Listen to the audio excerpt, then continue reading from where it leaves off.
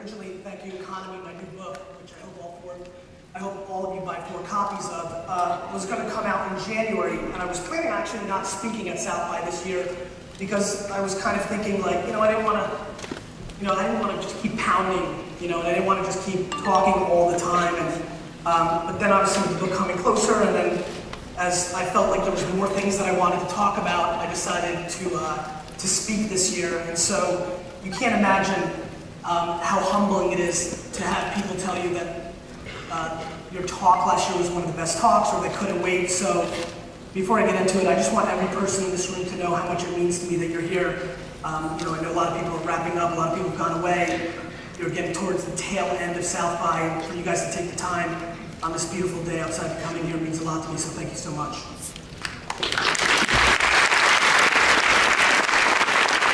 Couple things. One, I'm going to really try to not curse as much this year.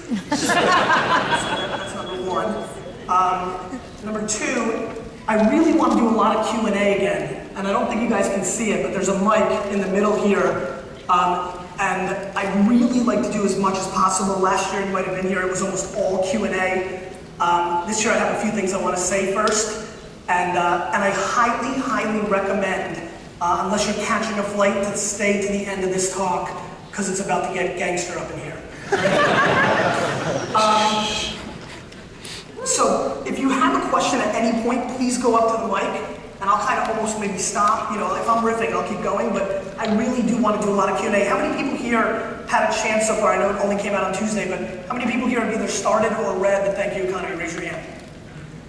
Thank you so much. I really appreciate it. And to the rest of you, fuck you. No,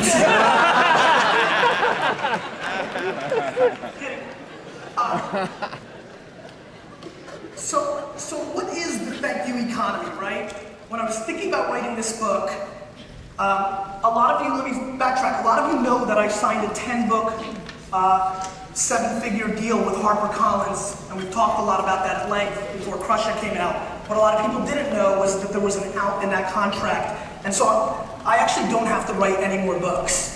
The Thank You Economy was the second book deal that I actually signed with HarperCollins, not even Harper Studio. So, I wrote another book not because I had to under contract, but because I feel that over the last couple of years, mainly 18 months, probably even more realistically the last 6 months, that something's happening that I feel, I wouldn't call it a maturity, but I'm feeling like I'm hitting an interesting groove, and I really wanted to talk about it. I wrote Crush It, and it did extremely well, and so many of you have been so nice and said, even though explicitly in the book I said do stuff after hours, don't quit your job, I would get an email like every day, like 5 of them saying, Gary V, read Crush It, thank you so much, I quit my ass job. I was like, no. Because for all my hype and excitement, I'm obnoxiously practical. And that's why I actually wrote the Thank You Economy. Because all the Zen stuff that we've been talking about for so long, this community, let's rock climb and drink tea and butterflies will be saved, that stuff. I think that stuff is starting to get somewhat business practical. The things that I talk about, the talk I'm about to give, would make the 10 years ago Gary Vaynerchuk vomit all over himself. Let's not forget, you all think, thank you, and I'm greeting everybody, and he's such a nice guy. Let's not forget that I'm the same guy whose first business model was to go into people's yards, rip up their flowers, ring the doorbell, and sell it back to them. That's what my DNA is. I am business. I love business. When I first got into this space and really started paying attention in 2004, which is extremely late for this crowd, I remember talking to my lead developer at WineLibrary.com who sat to the left of me and like, man, everybody's too zen. Like, why is everybody so scared to make money, right? And it's been interesting to watch the maturity of this space. Here's what the Thank You Economy is about, and what I wrote about, and what I'm very passionate about.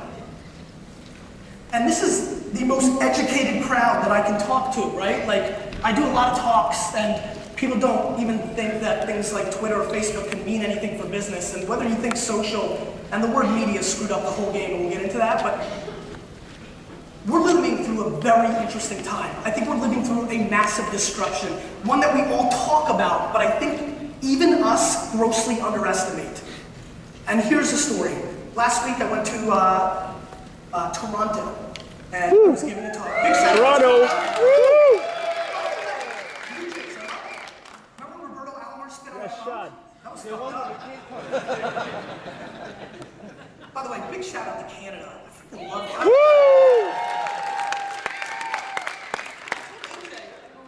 I told AJ, or my wife, I was like, I think I want to move to Canada one day. It was so weird, because I think New York dominates everything, especially you listeners. Get a cottage in Canada. I might. So I was going to Toronto. I was speaking Monday morning. I was excited about it because Guy was going to be there. Guy wrote a new book in Chandler. Let's hear it up for Guy.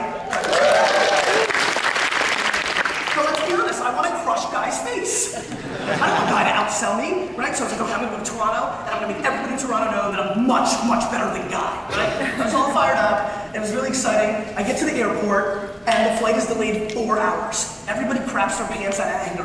I am kind of happy because I'm like, yes, now I'm going to get even more work done in the airport, right? So I was really laser focused. I was pumped up, and then 14 minutes later, like, this flight is canceled. And I went from pumped to, oh shit, right? Am I going to be able to make this conference? And I decided maybe I almost drove to Canada because I really wanted to be there, but we got on a 6 a.m. flight. We were able to make it happen. But it was funny, when I was driving back to my apartment, two things were going through my mind. Number one, I was super pumped because I was going to surprise Lizzie and she was going to be happy because we could spend a little more time together. But two, I was thinking, what would it really cost in this day and age that we have so much data on our consumers for American Airlines to send me a text right now saying, sorry, we don't control Mother Nature, but let's be honest, anytime you have a problem with a flight, you're pissed. Because as people, we know what's in front of us, not what could have happened, right? And that's really a weakness. For example, you're pissed you're delayed to Dallas. What you might not know is the alternative is you were going to be dead. And we're still pissed. Because we're a bunch of assholes, right? Anyway, so we're still mad at the airport, at the airplane, at the company we bought the ticket from.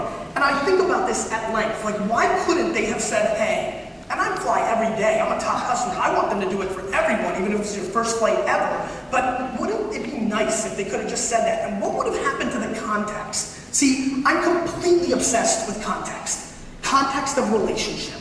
We always talk about content is king. And I like to say, if content's king, context is God. I'm so obsessed with context you couldn't even imagine. For example, I just stood out there for 30 minutes and shook as many people's hands as possible, thanking them to come to my talk because I mean it. I'm thankful that you took the time to come to it. That created a new context between me and so many of you. A lot of you know who I am, a lot of you have interacted, a lot of you I've interacted with online, but that handshake and that hey and that quick photo changed our relationship forever. I'm obsessed with that. By the way, the pencils I gave you is because when I'm done talking here, I'm going to be in the corner and I'm going to beat all of you in pencil fighting. All right, so get ready. 6th grade, baby. Bring it back. That's what I focus on. In a world where more context is being created than ever. For example, Eric Schmidt the other day said, right, former CEO of Google, more content is being created in 48 hours, or the same amount that was created from the beginning of time until 2003. So from the beginning of time till 2003, the amount of music, pictures, photos, that's the same shit, weird, written word, all that stuff that we create, from when dudes hit chicks in the head with a club and dragged them and fought dinosaurs, not with guns, no with clubs.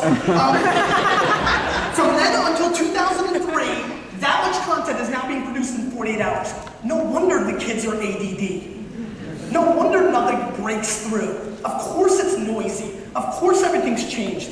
Of course there's so much of that going on. And it is my firm belief as a businessman, not as a Zen Yoda, Nostradamus type of character, as a business person, that is going to become the battleground. Who can create the real context with the end consumer?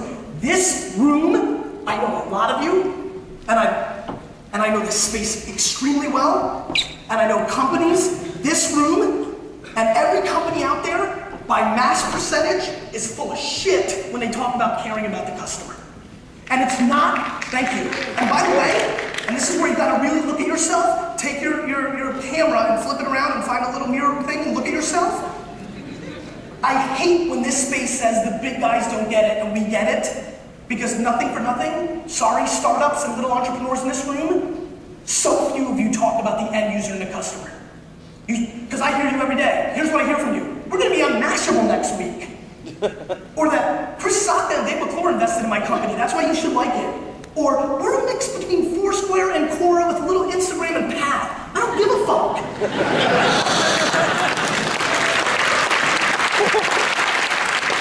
There's only two things that excite me when I look at startups that I angel invest in. One, do you really have a grasp for the problem you're looking to solve? And that could be entertainment. You don't have to change the world. I hate that shit. I mean, it's good to change it, but fuck. And number two, do you care about the end user? Because I have been really thinking about myself. Like, why have I become relevant? Why have I been successful? Sure, I'm good at marketing. Of course I'm ridiculously handsome. I get all those things.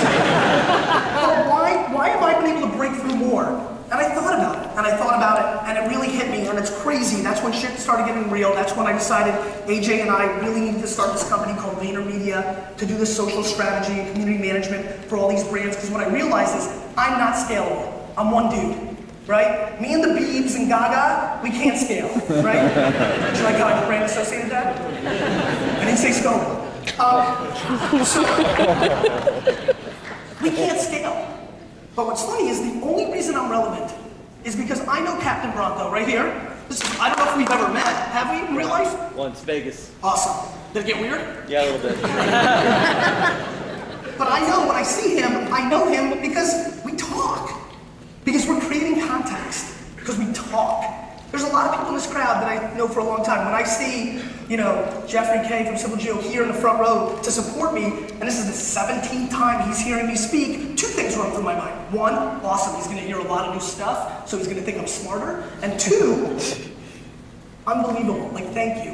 Jesus, you've seen me talk 15 times, but we have enough of a relationship. Where did that come from? Did that come from me having a creative viral video or being so funny when I drank wine on TV? 100,000% no. Did it come because I dropped $3 million on a Super Bowl commercial and I was so epic? Definitely not. Is it because I'm so smart in comparison to everybody in this space? It's not. It's because fundamentally, more so than maybe anybody in this space, and yes, of course I think of myself better, I have worked so ridiculously hard to legitimately care first.